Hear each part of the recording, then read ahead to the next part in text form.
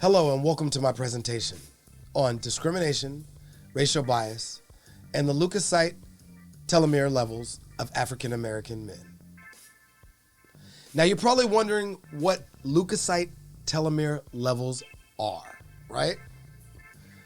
They indicate aging and the possibility of chronic physical diseases.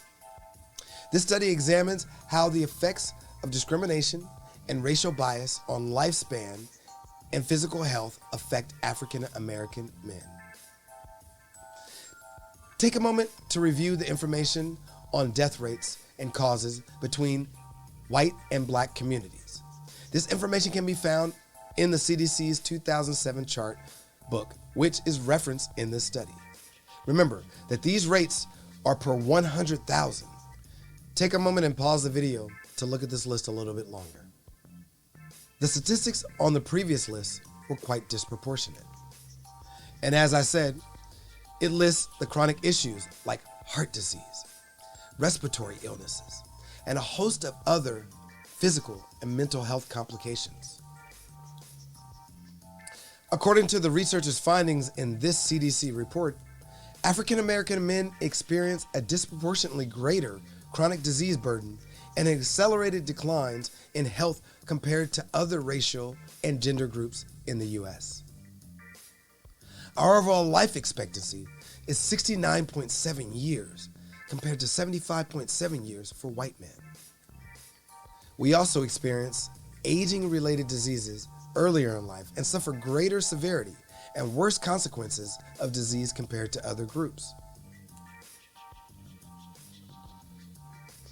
These racial disparities in health may be traced to disproportionately greater psychosocial stressors experienced by most African American men, especially when minority is tied to our environmental status. The researchers separately interview, survey, and analyze implicit association, racial discrimination, and socio-demographic issues for the men in this age group. Telomeres are measured by a blood droplet finger prick test. Due to lifetime discriminatory factors, middle-aged black men are found to have developed implicit biases against other African Americans. While the average age of the black male respondents is 43 years old, the interesting fact is that among respondents, researchers found anti-black implicit associations. That's black on black implicit bias. That's right. In fact, the anti-black bias resulted in a higher or more negative bias than respondents' biases associated with other races. Researchers also found that the participants experienced a higher level of implicit bias when it came to positions in executive ranks. But the most common negative implicit bias is associated with those in participation with police and public courts. Now here's a small list of locations in which respondents experience discrimination. Take a moment to pause and read through them. Now here are the socio-demographics used in the study. I have to inform you though, that insurance status is excluded because there wasn't any evidence that showed it was significantly related to LTL for the purpose of this study. In conclusion, research supports previous findings that there is significant interaction between racial discrimination and implicit bias, which is also supportive of minority stress and discrimination. Both highlight personally mediated and internalized forms of racism as risk factors for poor health.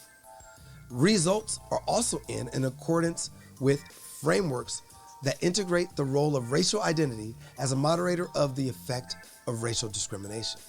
It also says that the anti-black bias may impose an additional source of threat to mental and physical health, especially since reports of racial discrimination amongst those with pro-black bias reflect greater awareness of issues and systematic social inequality and may not necessarily be perceived as sources of stress, even though it really is stress.